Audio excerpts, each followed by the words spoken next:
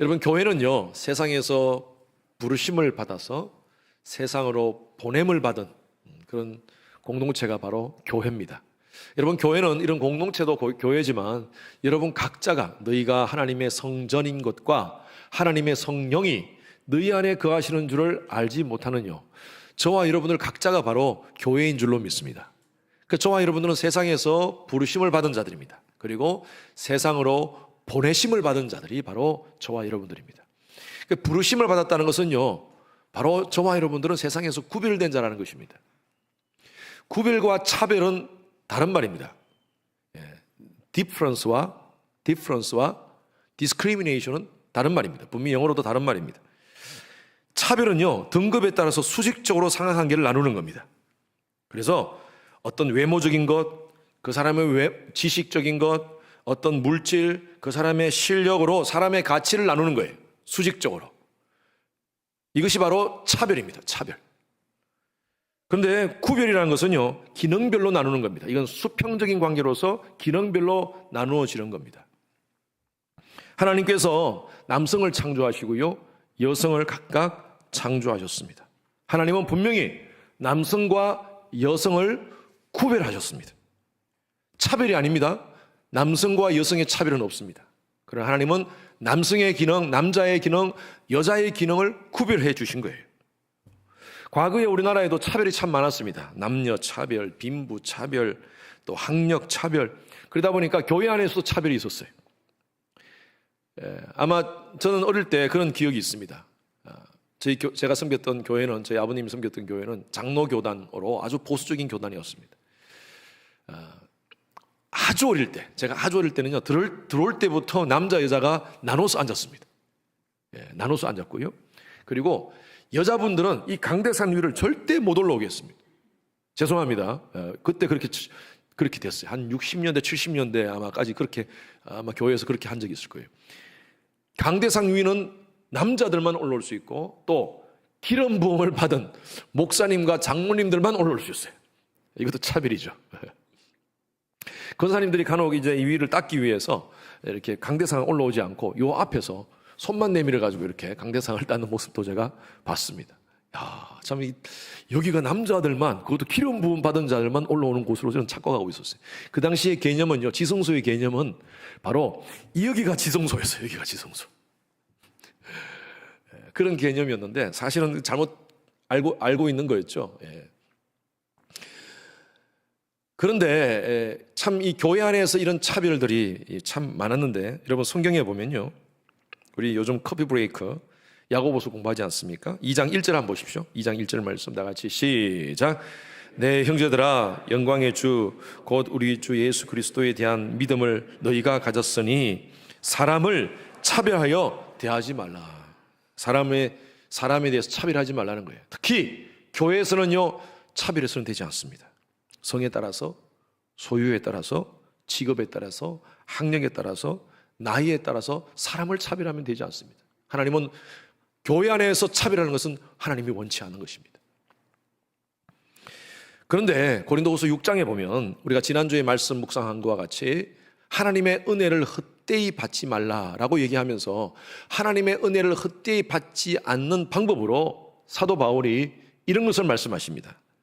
6장 14절에 말씀은 준비되지 않았지만 믿지 않는 자들과 멍에를 함께 매지 말라라고 말합니다. 믿지 않는 자들과 멍에를 매지 말라. 멍에라는 것은요, 소들이 밭을 갈기 위해서 이렇게 같이 함께 두 소를 함께 묶어 놓는 것입니다. 어깨에다가 이렇게 짐을 지어서 소가 같이 끌고 갈 수 있도록 하는 것이 멍에입니다. 이 말씀의 뜻이 뭐냐면요, 예수 믿는 사람들, 하나님을 믿는 사람들은 세상에서 차별된 존재가 아니라 구별된 존재입니다. 구별된 존재로서 이 세상을 살 때에 우리가 세상 사람들의 가치관과 그들이 추구하는 어떤 그런 것으로 같이 따라가지 말고 다르게 살아가는 것입니다. 여러분, 거룩이라는 의미가 바로 다르다는 뜻입니다. 우리는 세상 속에 살지만, 우리가 발을 세상에 딛고 살지만 우리는 세상과 다르게 살아야 됩니다. 그게 바로 구별이라는 단어로 사용합니다. 우리는 하나님 앞에서 구별된 존재라는 것이죠. 행동과 말, 가치관, 세상에서 구별된 삶으로 살아가는 것입니다. 그러면서 사도 바울이 계속 오늘 말씀을 통해서 우리가 구별되어서 살아야 될 이유에 대해서 얘기하고 있습니다. 왜 우리가 구별되어서 살아야 되는가? 저와 여러분들은요, 약속을 가진 자라는 것입니다. 약속을 가진 자로서 명예를 지키라는 거예요. 한번 7장 1절에서 한번 읽어볼까요? 같이 시작. 7장 1절입니다. 시작. 그런즉 사랑하는 자들아, 이 약속을 가진 우리는, 곧까지만, 우리가 어떤 존재입니까? 이 약속을 가졌다는 거예요. 이 약속. 제가 늘 여러분들에게 말씀드리지만 우리가 누굽니까? 예수의 보혈로 구속받은 하나님의 자녀입니다. 여러분, 아침에 식사를 잘못하셨는지 왜 아무 말도 안 하세요? 저희 교인들은 다 아셔야 됩니다. 따라하십시오. 예수의 보혈로 구속받은 하나님의 자녀입니다. 자, 외우세요. 예수의 보혈로 구속받은 하나님의 자녀입니다. 여러분 누구십니까? 옆에 사람이 물으세요. 누구세요? 시작. 여러분, 다시 제가 다음에 물으면 꼭 여러분 이렇게 바로 말씀해 주십시오. 저와 여러분들이 누굽니까? 예수의 보혈로 구속받은 하나님의 자녀입니다. 바로 이것이 하나님이 주신 약속이에요. 예? 성경에는요, 두 가지 큰 약속이 있습니다.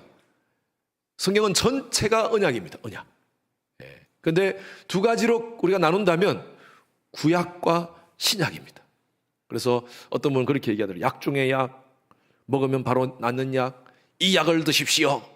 이 약은 바로 구약과 신약입니다 하면서 얘기하시는 분이 계시는데, 그 약이 아닙니다. 이 약은 그렇게 먹는, 우리가 몸을 치유하는 그 약이 아니라, 물론 우리의 육적인 또 영적인 치유함이 있지만 이 약은 바로 약속이라는 뜻이에요. Testament, Old Testament, New Testament. 옛 언약이라고 새로 주신 새 언약, 이런 의미입니다. 옛 언약과 새 언약이에요. 성경 전체는 이 약속으로 가득 차 있습니다. 하나님께서 하나님 백성을 향한 이 약속으로 가득 차 있습니다.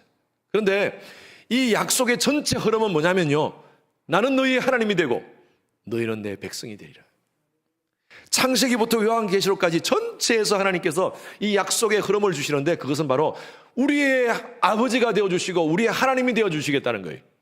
그리고 하나님은 내가 너희들을 백성으로 삼고 내가 너희들을 책임져 주겠다라고 말씀해 주신 줄로 믿습니다. 옛 언약은요, 하나님께서 주신 이 옛 언약은 바로 행위 언약입니다.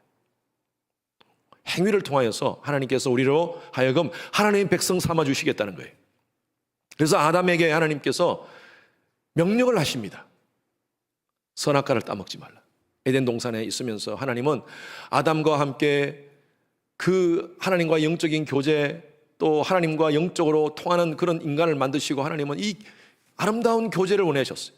하나님은 인간을 보호하시고 그들에게 평강을 주시고, 인간은 하나님 말씀에 의지하면서 사는 것이 가장 복 중의 복, 그것이 하나님이 지으시는 창조물의 아름다운 모습이었어요. 그리고 하나님은 약속하세요. 지키면 내가 복을 주겠다. 그러나 지키지 않으면 너가 사망 가운데 거한다. 이 말씀을 하셨어요. 아담이 실수를 했어요. 하나님이 정해놓으신 그 선악과를 따먹었습니다. 그 선악과를 따먹으로 말미암아 아담은 에덴 동산에서 추방당했어요. 하나님 말씀대로 그 행위를 지키지 못해서 추방당했어요. 그 후로부터 하나님은 다시 약속을 체결하십니다. 모세를 통해서 체결하십니다. 십계명을 주시고 이스라엘 백성들로 하여금 이 말씀을 지켜라, 이 율법의 말씀을 지켜라. 그래서 그 약속의 말씀을 받고 이스라엘 백성들은 그 약속을 지켜야 됐어요. 그런데 인간의 행위로 인간은 그 약속을 지킬 수가 없었어요. 또 실패했어요. 여러분, 그렇다면 결과가 뭡니까? 언약을 어겼기 때문에 엄청난 벌을 받는 거예요. 영원한 사망 가운데 놓이게 되는 거예요. 로마서 3장 23절 말씀에 이 바울은 이렇게 얘기합니다. 시작. 모든 사람이 죄를 범하였음에 하나님의 영광에 이르지 못하더니. 로마서 6장 23절에 보면 또 이런 말씀이 있습니다.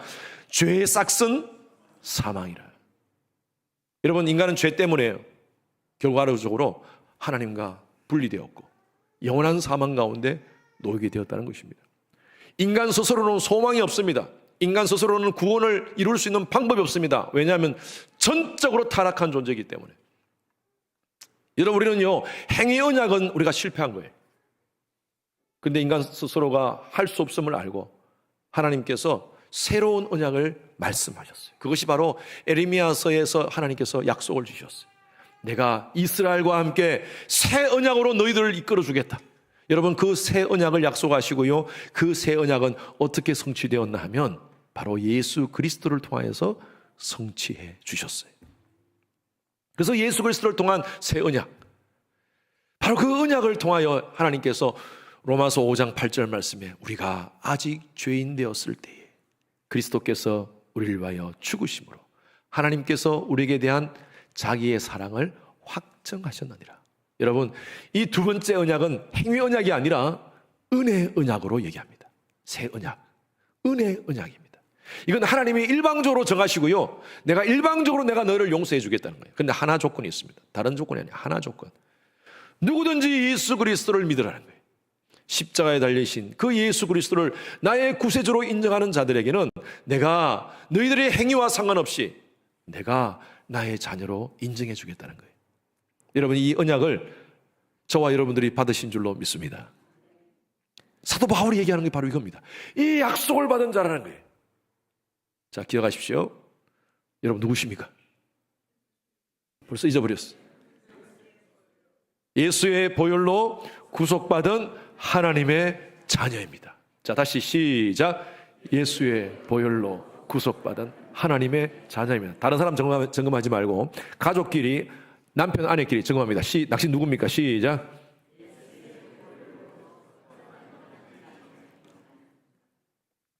좀 제대로 안 하면 제대로 하세요. 좀 얘기하세요. 예.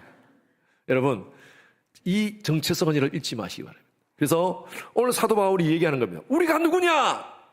예수의 보혈로 구속받은 하나님의 은혜의 언약을 받은, 약속을 받은 자들이라는 거예요. 예? 이 약속을 받은 자들, 이 약속을 받은 자들의 이 놀라운 하나님의 은혜를 받은 자들, 사도 바울이 이 얘기를 하면서 6장 18절 말씀, 우리가 지난주에, 우리가 지금 7장으로 넘어왔지만 지난주에 읽지 않았던 말씀이지만 사도 바울이 얘기하는 겁니다. 6장 18절 말씀 시작. 너희에게 아버지가 되고 너희는 내게 자녀가 되리라. 전능하신 주의 말씀이라. 자, 이 허성현 목사가 얘기한 것도 아니고요, 옆집 아저씨가 얘기한 것도 아니고요, 누가 얘기한 것이 아니라 전능하신 하나님이 이 약속을 주셨어요. 저와 여러분들에게. 나는 너희 아버지가 되고 너는 내게 자녀가 되리라. 여러분, 이것이 바로 일방적인 하나님의 은혜 언약인 줄로 믿습니다. 여러분, 창세기부터 시작해서 요한계시록까지 이 말씀이 계속 군데군데 반복되어서 나옵니다. 1600년 동안 기록했던 성경이 각 시대마다 하나님께서 40여 명의 저자들을 통하여 하나님께서 말씀을 쓰게 하셨는데, 그 말씀을 쓰게 하셨는데, 기록하게 하셨는데, 이 1600년 동안 40여 명의 기자를, 그 성경 기자를 통하여서 기록된 말씀이 하나로 연결되는 거예요. 나는 너희 하나님이 되고 너희는 내 백성이 되리라. 요한계시록에도 이 말씀이 있습니다. 나는 너희 하나님이 되고 너희는 내 백성이 되리라. 나는 너희의 아버지가 되고 너희는 나의 자녀가 되리라. 여러분, 이 놀라운 은혜를, 약속을 받은 자들이 저와 여러분들입니다. 그는 내 아버지, 난 그의 자녀, 내가 어딜 가든지 날 떠나지 않네. 내 이름 아시죠? 우리가 부르는 찬양 있지 않습니까? 얼마나 저는 그 찬양을 부를 때마다 은혜가 돼요. 나의 아버지라는 게. 여러분, 우리 육신의 아버지를 생각하면 여러분 어떤 이미지가 떠오릅니까? 어떤 분들은 또 어릴 때부터 이 아버지에 대한 상처를 가지고 자라오신 분들이 있더라고요, 보니까. 예, 제가 아버지 학교에서 보니까 아버지에 대한 상처, 그래서 아버지에 대한 정운을 가지고 살아오시는 분이 있어요. 그래서 하나님을 아버지라고 부르고 싶은 마음이 없대요. 그래서 그냥 주여라고 부른대. 근데 대부분의 사람들은요, 우리가 아버지에 대한 참 좋은 감정들이 있습니다. 힘들고 어려울 때, 내가 자전거를 타지 못할 때 자전거를 잡아주시고 타도록 해주시고, 또 우리가 학교 갈 때 여러 가지 안내해 주시고 보호해 주시고, 또 공부하도록 여러 가지 서포트 해 주시고. 우리가 부모님의, 아버님에 대한 그런 이미지를 생각하면요, 많은 것이 참 좋은 감정이 떠오릅니다. 저도 마찬가지입니다. 저도 어릴 때 저는 솔직히 저는 어릴 때 하나님을 인격적으로 만나기 전, 대학 3학년까지 하나님을 인격적으로 만나기 전까지는요, 사실은 제가 하나님을 믿지 않았어요. 누구를 믿었냐면요, 저희 아버지가 믿는 하나님을 믿었어요. 이해되십니까? 아버지가 하나님을 잘 믿으니까 저렇게 복을 주시는구나. 하나님 좋으신 분이구나. 아버지한테 저렇게 많은 복을 주시는구나. 저는 하면서 아버지를 의지했어요, 사실은. 아버지를 통해서 많은 것을 받고, 제가 이래봬도 장손이고 장남입니다. 그러니까 아버님이 이 장손으로 장남으로 저를 참 잘해 주셨어요. 그래서 저는 아버지를 늘 의지하며 살았어요. 근데 그 아버지 지금 제게 안 계세요. 돌아가셨어요. 여러분, 제가 의지했던 아버지는 영원한 아버지가 아니었어요. 육신의 아버지는요, 한계가 있습니다. 여러분, 자녀들 우리가 케어해 주지 않습니까? 저도 사무실에 앉아 있다가 제 아내가, 제 딸이 아빠 차가 어떻게 돼서 하면 뛰어갑니다. 그냥 뛰어가요. 묻지 않습니다. 왜? 야, 알아서 해결해라 하지 않아요. 뛰어갑니다. 그게 부모 마음 아닙니까? 그렇게 부모를 의지하고 우리 자녀들을 또 우리가 도와주고 하지만 우리도 한계가 있어요. 제 아내하고도 요즘 가끔 제가 60세 이제 가까이 되는데, 어르신들 앞에 죄송하지만 제가 60세가 이제 가까이 돼가요. 요즘 와서 부쩍 그런 얘기를 많이 해요. 죽음에 대한 생각을 하고요. 그리고 만약에 나이가 들게 되고 하면 내가 어떻게 삶을 살아야 될까에 대해서 얘기하다가 결과적으로는 현실로 받아들여야 되는 거예요. 이 죽음이라는 것을. 그러면서 제 아내한테 이런 얘기합니다. 우리 먼저 가기 없기, 우리 같이 가자. 같이 갈 것도 생각하니까요, 자녀들한테 굉장히 안 좋을 것 같아. 같이 가면. 그런데 그걸 내 마음대로 조정할 수 있나요? 예? 가는 것을 하나님께 우리가 천국 가는 것을 조정할 수 있나요? 그러면서 누군가가 먼저 갔을 때 그 마음이 좀 슬퍼지는 거예요. 내가 먼저 가든 이 사람이 먼저 가든. 나는 우리 아내를 의지하고 아내는 또 나를 의지한다고 하지만 육신의 의지는 한계가 있는 거예요. 우리 부모님도 마찬가지예요. 내가 아버지를 의지했지만 이미 떠나셨어요. 저는 요즘요, 하나님께 기도할 때 하나님을 아버지란 많이 부릅니다. 아버지. 그럴 때 제 마음 가운데 얼마나 위안이 되는지 몰라요. 평강이 오는지 몰라요. 내 육신의 아버님은 떠나고 내가 더 이상 의지할 수 없지만 아무 일을 만나도 예수 의지합니다. 아멘. 우리는 아무 일을 만나도 예수밖에 의지할 수 없어요. 하나님밖에 의지할 수 없어요. 영원히 우리와 함께 하시겠다는 그 하나님, 그 놀라우신 하나님의 사랑, 이것은요, 우리의 행위와 우리의 어떤 조건으로 된 것이 아니라 하나님의 일방적인 하나님의 언약으로 우리를 하나님의 자녀 삼아주신 줄로 믿습니다. 이것은 절대 끊을 수가 없는 관계예요. 육신의 부모와의 자식과의 관계는요, 만약에 세상을 떠나시면 끊어지는 거예요. 그러나 하나님은요, 영적으로 함께 하시기 때문에 이 땅에서뿐만 아니라 영원히 우리와 함께 하시는 줄로 믿습니다. 그래서 우리가 부르는 찬양 있지 않습니까? 죽음도 생명도 천사도 하늘의 어떤 권세도 끊을 수 없는 영원한 그 사랑 예수. 여러분, 이 하나님의 사랑을 체험하지 못하고 아직도 하나님의 은혜를 체험하지 못했다면 오늘 이 아침에 그 은혜를 체험하시는 여러분 되시기를 바랍니다. 이 은혜를 하나님 망각하지 마시고 여러분 살아가시기 바랍니다. 그 사랑은 우리와 늘 동행하시는 줄로 믿습니다. 그래서 저와 여러분들에게 주신 이 놀라운 약속의 자녀로서의 이 특권, 여러분 이 하나님의 자녀로서의 명예를 지키며 살아가시는 여러분 되시길 바랍니다. 이 명예를 지키기 위해서 사도 바울은 이렇게 얘기합니다. 더러운 것으로부터 자신을 지키라고 말씀하고 있어요. 더러운 것으로부터, 약속을 받은 하나님의 자녀로서 명예를 지키기 위해서 더러운 세상의 더러운 것으로부터 너희 자신을 지키라라고 말씀하고 있는 거예요. 우리 한 번 더 본문 말씀 7장 1절 같이 읽겠습니다. 시작.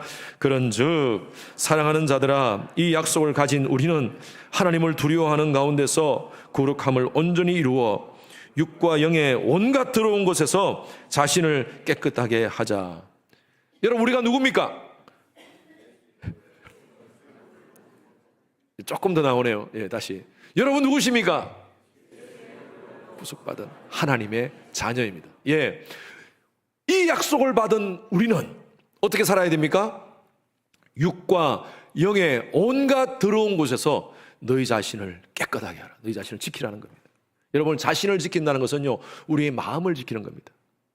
우리의 생각의 거소, 우리의 의지의 거소가 마음입니다. 그렇잖아요. 우리 그런 말 하잖아요. 마음 먹기 달렸다 그러잖아요. 예? 우리가 생각하는 것, 우리의 의지, 또 우리의 감정, 이 모든 것들의 처소가 바로 마음이에요. 이 마음이라는 단어가 히브리 말로 레브라는 단어인데, 이것은 집터라는 의미입니다. 우리의 몸입니다. 우리의 몸. 여러분, 마음이 어디 있을까요? 마음이 아프다 할 때 여러분, 우리 보통 이렇게 하는데 진짜 여기가 아프세요? 마음이? 머리 쪽이 마음일 것 같은데, 그죠? 모든 것을 판단하고 하니까. 여길까요? 여길까요? 글쎄 잘 모르겠어요. 그런데 저는 한 요쯤 중간쯤 될 것 같아요. 중간쯤.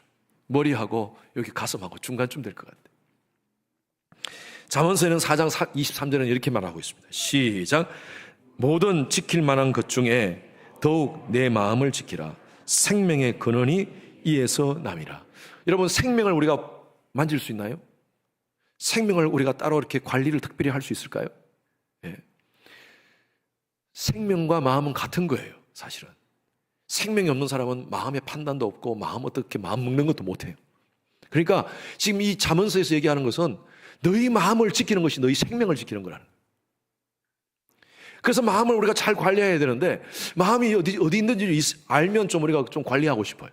그죠? 눈으로 보이면 우리 손같이, 여러분, 우리 자매님들 손에 로션 잘 바르지 않습니까? 로션 바르는 만큼 손이 이쁘지잖아요. 피부가 좋아지잖아요.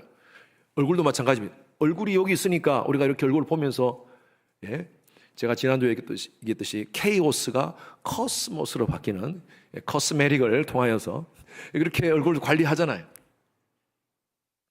근데 마음은 어디 있는지 모르겠어요.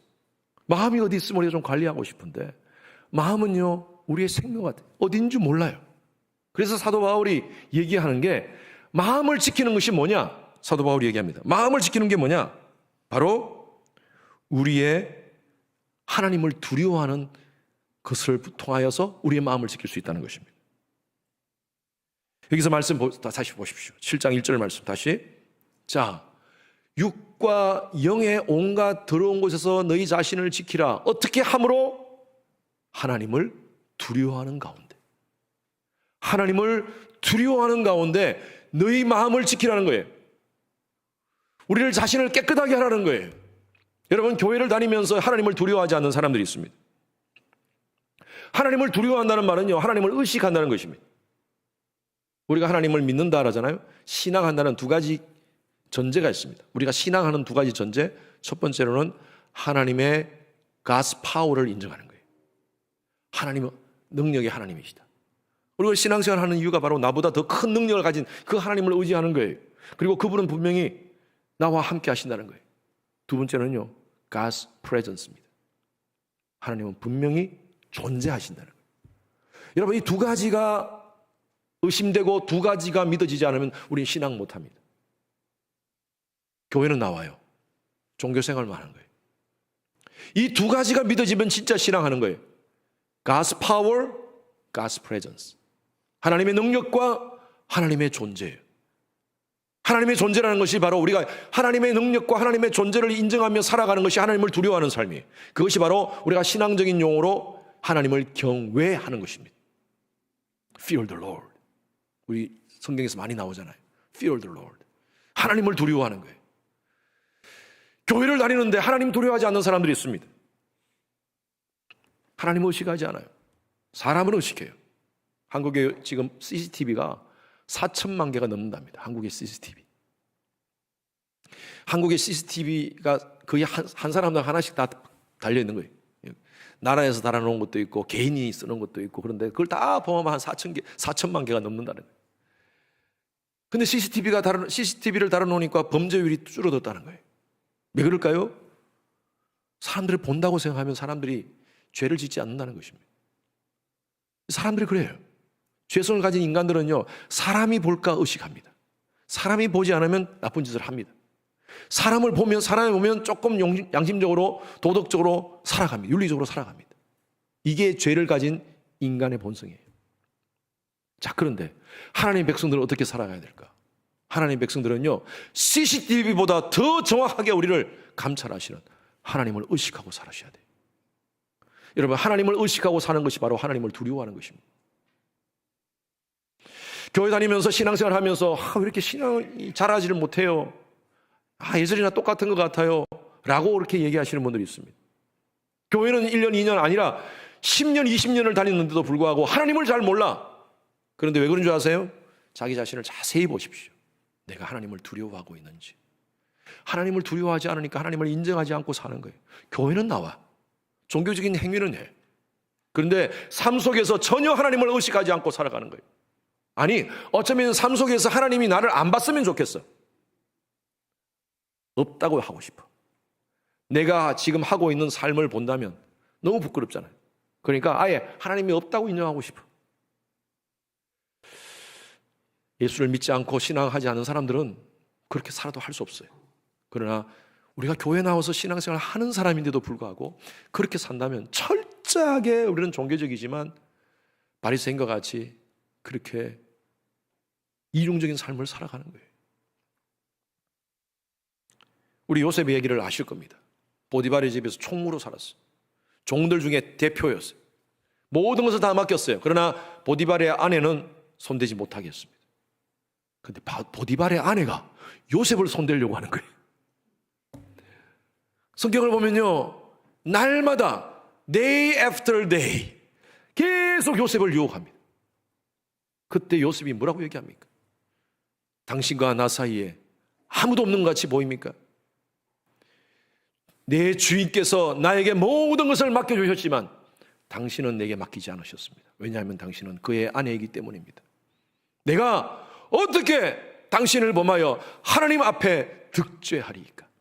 여러분, 조셉의 나이가 10대 후반이었습니다. 그 당시에 가장 그런 정욕에 쉽게 넘어갈 수 있는 그런 나이였습니다. 그럼에도 불구하고 요셉은 당당하게 하나님 이 시간 함께합니다. 당신과 나 사이에 둘밖에 없는 것 같이 보이지만 하나님 지금 다 보고 계십니다. CCTV보다 더 정확하게, 요즘 그냥 세상적인 표현으로 시퍼렇게 눈 뜨고 다 보고 계십니다. 내가 어떻게 하나님 앞에서 죄를 짓습니까? 여러분, 요셉의 삶을 보면요, 하나님이 군데군데마다 써놓은 게 뭐냐면 여호와께서 요셉과 함께 하심으로 요셉의 삶이 형통하였더라. 여러분, 요셉의 삶이 형통한 이유가 있습니다. 하나님께서 함께 하신다는 게 요셉은 항상 함께 하신다고 생각하고 있었던 거예요. 나 혼자 있을 때, 보디발 아내와 둘이 있을 때도 하나님이 시간 함께 한다는 것을 그는 의식하고 살았어요. 그래서 하나님이 그의 삶을 형통케 해줬어요. 여러분, 우리 요셉의 삶을 알지 않습니까? 교회를 다니면서 성장하지 않는 이유가 바로 그겁니다. 하나님을 의식하지 않고 살아요. 하나님을 두려워하지 않고 살아요. 오히려 세상을 더 두려워합니다. 세상의 돈을 더 두려워합니다. 명예를 더 두려워합니다. 정욕에 무릎 꿇습니다. 탐욕에 무릎 꿇습니다. 세상에 무릎 꿇으니까 하나님께 무릎 꿇지 않는 거예요. 여러분, 하나님께 무릎 꿇는 자들은요, 세상에 무릎 꿇지 않습니다. 당당합니다. 비록 명예와 권력과 물질이 없다 하더라도 당당한 하나님의 자녀로서의 명예를 가지고 살아간다는 것입니다. 디모데후서 바울은 이렇게 얘기합니다. 3장 4절에서 5절 말씀 다 같이 시작. 쾌락을 사랑하는 길을 하나님 사랑하는 것보다 더하며 경건의 모양은 있으나 경건의 능력은 부인하는 자니 이 같은 자들에게서 내가 돌아서라. 여러분, 돌아서라는 말이 무슨 말입니까? 너 자신을 지키라는 거예요. 너 자신을 지키라는 거예요. 너무나 얼마나 음란한 세대 가운데 우리가 살아가면서, 폐역한 시대 가운데 살아가면서 우리를 유혹하는 것들이 얼마나 많은지. 그런데 이 말씀은요, 디모데에게, 그 당시에 디모데가 섬기는 그 교회에게, 에베소에 있는 그 교회에 주시는 말씀이에요. 하나님을 믿는다고 말하고 하나님 사랑한다고 말을 하지만 쾌락을 사랑하는 사람들이 더 많다는 거예요. 경건의 모양은 있는데 경건의 능력이 하나도 없다는 거예요. 제가 개인적으로 참 청년 시절에 읽고 참 도전을 받았던 책이 있습니다. 프랜시스 셰프라는 목사님이 쓴 책인데, 이 프랜시스 셰프 이분은 철학자이고 목사님이시고 아주 복음주의 운동가였습니다. 이분이 쓴 책 가운데 우리는 어떻게 살 것인가? 그러면 우리는 어떻게 살 것인가?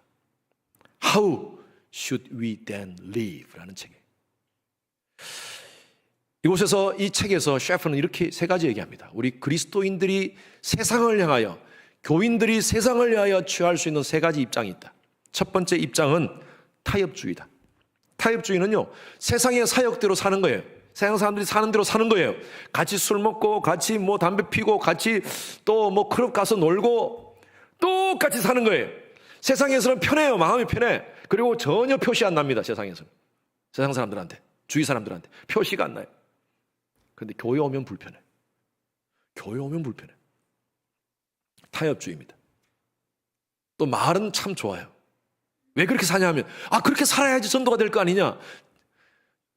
미안하지만 전혀 전도가 안 됩니다. 세상 사람들 다 알아요. 우리하고 똑같네. 둘째는요, 분리주의입니다. 세상과 완전히 동떨어서 살아가는 거예요. 나름대로 신앙의 순수성을 지킨다는 마음을 가지고 이게 경건하다고 생각해. 그게 경건으로 알고 있어요. 완전히 세상과 교회 안에서는 편합니다. 왜? 나름대로 경건하게 사는 것 같이 보이니까. 근데 세상에서 적응을 못해. 세상 속에서 전혀 적용을 못해.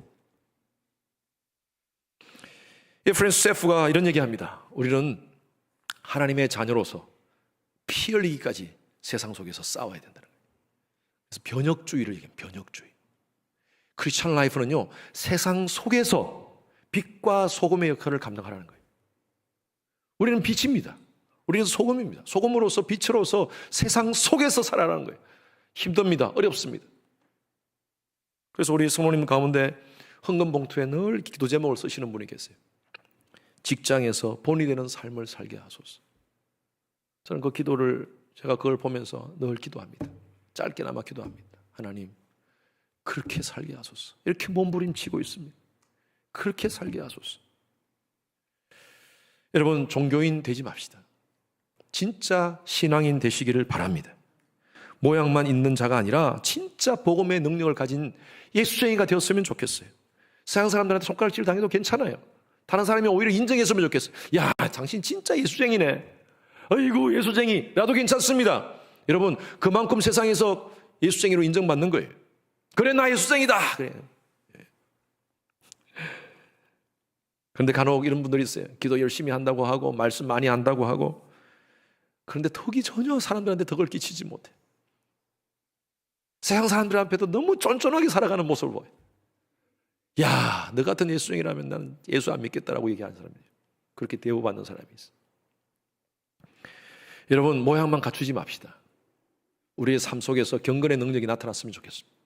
아멘. 그래서 여러분, 예수 안 믿는 사람들은요, 예수 믿는 사람을 향하여 어떤 도덕적인, 윤리적인 그런 세상적인 기대가 큽니다. 자기들은 그렇게 살아도 예수 믿는 사람들은 도덕적으로, 윤리적으로 제대로 산다고 생각해요. 제대로 진리가 먼저 아시는 거예요, 이분들은. 그렇게 얘기하는 사람들은. 여러분, 우리 자신을 날마다 영적 전쟁 가운데 군사로 스스로 무장하시기 바랍니다. 여전히 사탄은요, 하와를 유혹했던 그 방법으로 똑같이 여러분은 매일매일 삶 속에 똑같은 유혹을 합니다. 먹음직, 보암직, 탐스러운 것을 쫙 깔아놓습니다. 아침에 눈 뜨자마자 하나님께 기도하고 하나님께 찬양하는 그 시간보다도 오히려 세상적인 것에 관심을 갖도록 쫙 깔아놓습니다.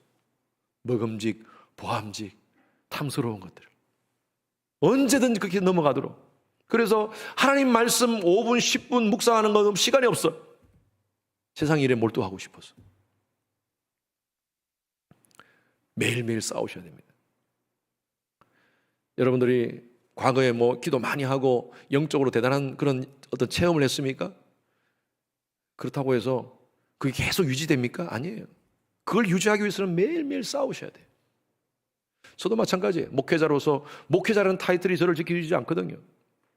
장로님이라는 타이틀을 여러분들 지켜주십니까? 영적으로 모든 그 공격에서 지켜줄 수 있습니까? 아니에요. 내가 20년, 30년 신앙생활 했다고 해서 그것이 여러분들을 지켜줍니까? 아닙니다. 저도 날마다 싸우고 있어요. 하나님 앞에서. 내 자신을 지키기 위해서. 세속적인 가치관에 빠지지 않기 위해서. 하나님은요, 이 시대에 하나님의 약속을 가진 자로서 명예를 지키며 더러운 것에 자기를 지키는 구별된 성도를 찾고 계시는 줄로 믿습니다. 디오게네스라고 여러분 철학자 아십니까? 그리스의 유명한 철학자인데 그 철학자의 유명한 일화가 있습니다. 우리가 대표적으로 아는 일화가 알렉산더 대왕이 이 디오게네스의 그 지혜를 배우고 싶어서 스승이 되어달라고 찾아옵니다. 그래가지고 당신이 나의 스승이 되어주시면 당신이 원하는 거 다 해주겠습니다 하면서 디오게네스가 앉아있는데 그 앞에 서가지고 얘기를 하니까 내가 원하는 거 하나 딱 있어. 거기 자리 좀 비켜주세요. 햇빛 가리고 있어. 그 자리 좀 비켜주세요. 그렇게 얘기했답니다. 그 디오게네스가 대낮에 사람이 엄청나게 많은 시장을 등불을 들고 사람을 찾고 있습니다. 외칩니다. 사람 찾습니다. 사람 찾습니다. 등불 들고요. 대낮에 그 사람들이 많은 시장에서 사람들의 손가락질을 합니다. 저 사람이 철학을 연구하더니만 드디어 미쳤구나. 아니 이렇게 사람이 많은데 그것도 이렇게 밝은데 등불을 들고 왜 사람을 찾고 다녀? 여러분 디오게네스는요 세상이 밝지만 밝은 것 같이 보이지만 세상이 어두운 걸 봤어요. 캄캄한 이 세상 속에 사람 같은 사람, 인간 같은 사람, 그 사람을 만나고 싶었어. 그래서 등불을 들고 그렇게 헤매고 다녔던 것입니다. 저는 이 말씀을, 성경을 보는 가운데 하나님이 똑같이 디오게네스처럼 사람을 찾는 모습이 성경에 있더라고요. 그것도 등불을 들고. 스바냐 1장 12절 말씀 같이 읽습니다. 시작.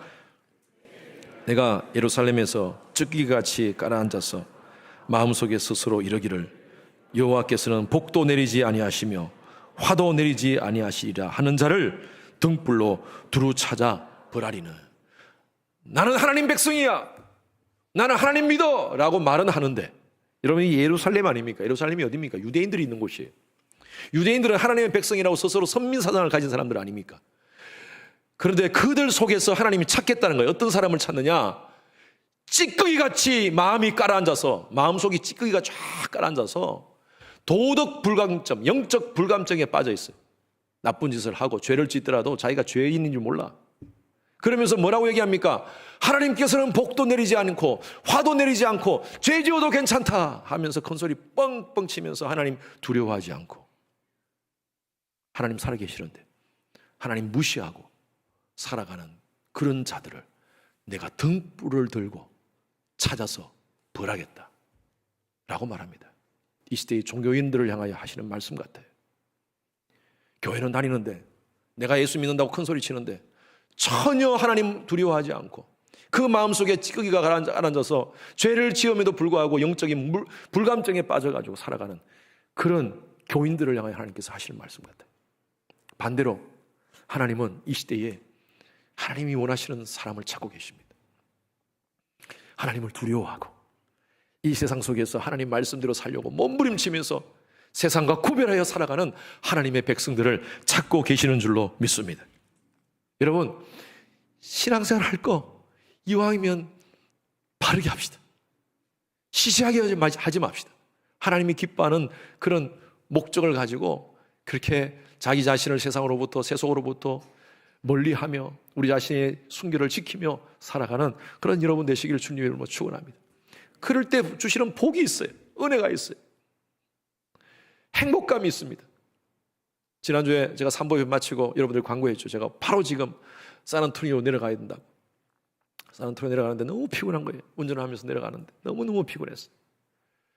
그래서 산안토니오에서 제가 순서를 맡아서 산안토니오 온누리교회에서 순서를 맡은 일을 하는데 임직식을 하는데, 임직을 안수 집사님이 20분을 받으세요. 근데 그 중에 눈에 딱 들어오는 분이 한 분 계시는 거예요. 다 한국 분이신데, 한국 교회 아닙니까? 한국 분이신데 한 분이 히스패닉 분인 거예요. 히스패닉 분이. 여자분이 안수를 받으시는 거예요. 여자 안수 집사로 이제 임직을 받으시는 거예요. 그래서 뭐 그런가 보다라고 생각하고 있었는데 끝나고 나서 목사님이 목사님, 그분도 스타일이 목사님 하면서 예, 아니고 목사님, 저 자매, 아까 그 자매였어요. 그 안수받은 자매. 저 자매가 누군 줄 아세요? 5년 전에 어스틴의 하나 월드마켓 앞에서 제 아내가 사모님이 전도를 했다는 거예요. 스페니시로 그 스페니시 쪽지를 가지고 전도를 하고 교회를 가려면 자기는 오스틴에 안 살고 샌안토니오 산대. 아, 그러면 샌안토니오 온누리교회 가셔서 신앙생활 하시라고. 그래가지고 그 자매가 그 쪽지를 통하여 예수님 영접하고 내려와가지고 샌안토니오에 가서 온누리교회에 등록해서 5년간 신앙생활 잘하고 그날 안수를 받으실 거예요. 야, 제 몸이 너무 피곤했는데요. 그 얘기를 듣고 나니까요, 와, 하나님 살아계시는구나. 야, 정말 우리는 그냥 뿌렸지만, 예? 하나님이 어느 곳에든지 열매를 맺고 계시는구나 하는 그런 생각이 들었어요. 여러분, 그래요. 신앙생활 행복하게 해야 돼요. 여러분, 신앙생활 익사이팅하게 하기를 바랍니다. 아멘입니까? 여러분, 그래서 제대로 합시다. 이왕 할 거. 예?